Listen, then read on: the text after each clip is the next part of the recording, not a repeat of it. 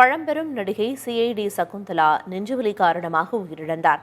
ஆரம்பத்தில் நாடகத்தில் நடிக்கத் தொடங்கிய இவர் 600 படங்களுக்கு மேல் நடித்திருக்கிறார். அவர் கடந்து வந்த பாதையை இந்த தொகுப்பில் பார்க்கலாம்.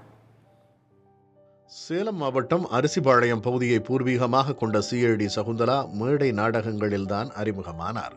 அப்போது மிகவும் புகழ்பெற்றிருந்த லலிதா, பத்மினி, ராகினி உள்ளிட்டோர் நடத்தி வந்த நடன நாடகங்களில் பாடல்களுக்கு நடனம் ஆடுவதுதான் இவரது வழக்கம்.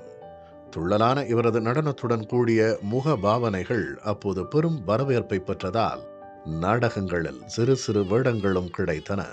படிப்படியாக முன்னேறி திரைத்துறையில் நுழைந்து தமிழ், தெலுங்கு, மலையாளம், கன்னடம் என பல மொழிகளிலும் 600க்கும் மேற்பட்ட படங்களில் நடித்து விட்டார்.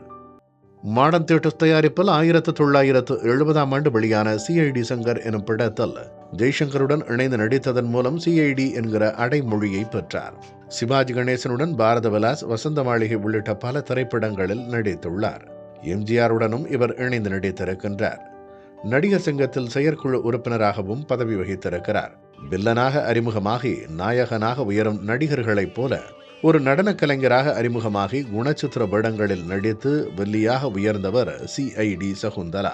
ஒரு காலகட்டத்தில் சினிமாவிலிருந்து ஒதுங்கிய பிறகு சீரியல் பக்கம் சென்றார். கடந்த சில ஆண்டுகளுக்கு முன் நடிப்புக்கு ஓய்வு தந்து பெங்களூருவில் வசித்து வரும் மகள் வீட்டுக்கு சென்றவர் அங்கேதான் தனது கடைசி காலத்தை கழித்திருக்கிறார்.